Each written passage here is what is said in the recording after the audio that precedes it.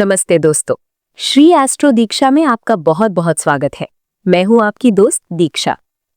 आज का ये वीडियो बहुत ही खास है और मैं कहूंगी कि कन्या राशि वालों के लिए ये एक अलर्ट भी है। क्या आपने महसूस किया है कि पिछले कुछ दिनों से चीजें वैसी नहीं चल रही हैं जैसी आप चाहते थे, या शायद मन में एक अजीब सी बेचैनी है? अगर हाँ, तो इसकी एक बहुत बड़ी वजह है। 14 अप्रैल को ग्रहों के राजा सूर्य देव अपना घर बदल रहे हैं। वो मीन राशि को छोड़कर मेष राशि में जा रहे हैं। अब आप सोच रहे होंगे, दीक्षा, सूर्य का राशि बदलना तो हर महीने होता है, इसमें नया क्या है? तो रुकिए, इस बार सूर्य आपकी राशि से 8वें भाव में जा रहे हैं। ज्योतिष में 8वां घर अचानक होने वाली घटनाओं, रहस्यों और गहरे बदलावों का होता है। अगले 30 दिन आपकी जिंदगी में एक रोलर कोस्टर राइड की तरह हो सकते हैं। आज मैं आपके साथ कोई किताबी बातें नहीं करूंगी, बल्कि हम एक दोस्त की तरह बात करेंगे कि आखिर इन 30 दिनों में आपके साथ क्या होने वाला है, आपको कहाँ संभलना है और कैसे आप इस समय का फायदा उठा सकते हैं। चलिए इस सफर को शुरू करते हैं। सूर्य का मतलब है आपका मान सम्मान, आपकी सेहत और आपकी आत्मा की शक्ति।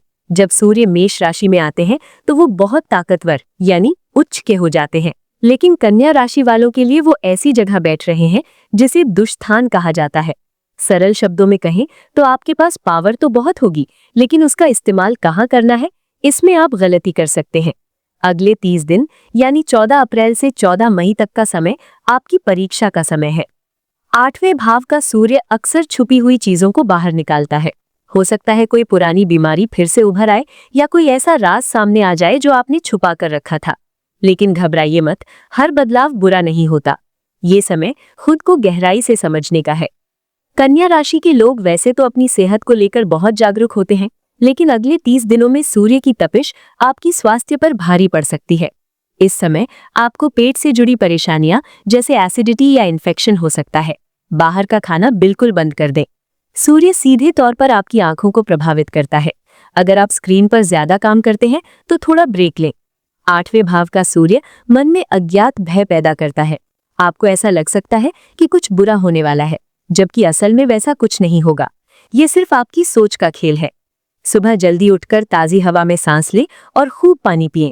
शरीर में पानी की कमी आपकी चिड़चिड़ाहट बढ़ा सकती है। नौकरी पेशा लोगों के लिए ये समय मौन रहने का है। आप काम बहुत अच्छा करेंगे, लेकिन शायद उसका क्रेडिट कोई और ले जाए। मेष राशि का सूर्य ईगो यानी अहंकार देता है। हो सकता है आपको लगे कि आपके बॉस गलत है और आप उनसे बहस कर बैठें।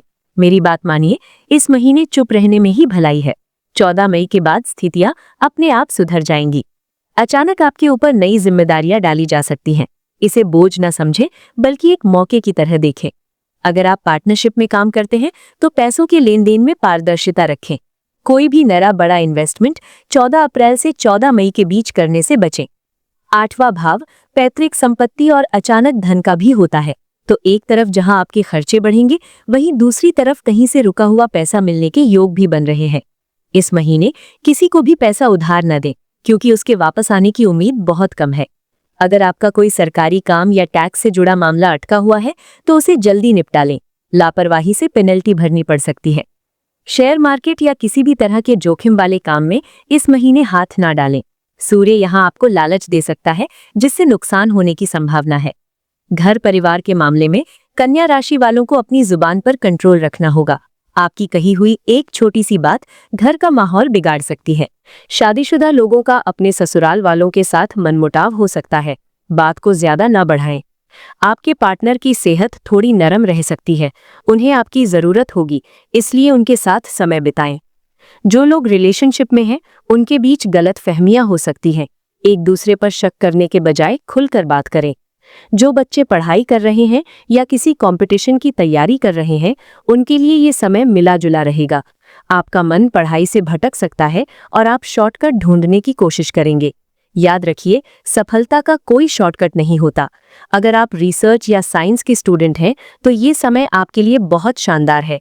आप कुछ नया खोज सकते हैं। यहाँ मैं आपको कुछ बहुत ही प्रैक्टिकल बातें बता रही हूँ जो आपको इन 30 दिनों में ध्यान रखनी है। क्या करें? अनुशासन। अपने सोने और जागने का समय फिक्स करें। सुने ज्यादा, बोले कम। ये इस महीने का सबसे बड़ा मंत्र है। चेकअप। अगर कोई पुरानी तकलीफ है तो डॉक्टर को जरूर दिखाएं। बड़ों का सम्मान। घर के बड़े बुजुर्गों, खासकर पिता की सलाह लेकर ही कोई बड़ा फैसला लें। क्या न करें? गुस्सा। गुस्से में आकर कोई भी ईमेल या मैसेज न भेजें। जल्दबाजी। गाड़ी चलाते समय या सड़क पार करते समय बहुत सावधान रहें, चोट लगने की संभावना बनी हुई है। अकेलापन। खुद को कमरे में बंद न करें। जब भी बुरा लगे दोस्तों से बात करें। ज्योतिष में ग्रहों के बुरे प्रभाव को कम करने के लिए कुछ सरल तरीके बताए गए हैं। ये उपाय कोई जादू नहीं है, बल्कि आपकी आंतरिक शक्ति को बढ़ाने के तरीके हैं। सूर्य को जल दें। रोज सुबह तांबे के लोटे से सूर्य देव को जल चढ़ाएं। इसमें थोड़ा सा कुमकुम या लाल फूल डाल लें। जल चढ़ाते समय ओम सूर्याय नमः का जाप करें। गाय की सेवा। रविवार के दिन गाय को गुड़ और गेहूं खिलाएं, इससे आपके करियर की बाधाएं दूर होंगी। आदित्य हृदय स्तोत्र। अगर आपको बहुत ज्यादा डर या तनाव महसूस होता है तो रोजाना या कम से कम रविवार को आदित्य हृदय स्तोत्र का पाठ करें। लाल रंग से बचें। इस महीने अपने कपड़ों में लाल रंग का इस्तेमाल थोड़ा कम करें। इसकी जगह क्रीम, हरा या सफेद रंग पहनें।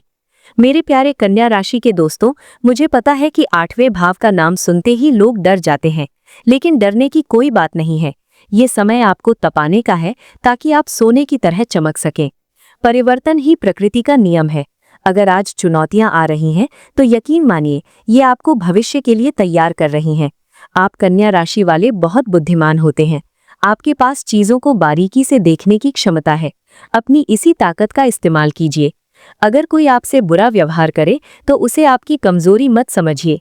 आपकी सहनशीलता ही आपकी सबसे बड़ी जीत होगी। याद रखिए, सूर्य चाहे बादलों के पीछे कितनी भी देर क्यों न छुपा रहे, उसे बाहर निकलना ही होता है। आपकी सफलता का सूर्य भी बहुत जल्द चमकेगा। मैं बस यही चाहती हूँ कि आप इन 30 दिनों को एक अवसर की तरह लें। अपने अंदर झांके, अपनी कमियों को पहचानें और उन पर काम करें। ये समय स्वयं के साथ रहने का है। अक्सर हम दुनिया की भीड़ में खुद को खो देते हैं। ये गोचर आपको मौका दे रहा है कि आप ठहरें, सोचें और फिर एक नई रफ्तार से आगे बढ़ें। अगर आपको ये जानकारी अच्छी लगी हो और आप चाहते हैं कि मैं आपके लिए ऐसे ही हर बड़े बदलाव की जानकारी लेकर आती रहूं, तो हमारे चैनल श्री एस्ट्रो दीक्षा को सब्सक्राइब जरूर करें। नीचे कमेंट बॉक्स में जय सूर्यदेव जरूर लिखें और मुझे बताएं कि आप अगला वीडियो किस विषय पर देखना चाहते हैं। आपकी राय मेरे लिए बहुत मायने रखती है। खुश रहिए, स्वस्थ रहिए और याद रखिए कि आपकी किस्मत आपके हाथों की लकीरों में नहीं, आपके कर्मों में है। नमस्ते, मैं हूं दीक्षा। फिर मिलूंगी आपसे अगले वीडियो में। धन्यवाद।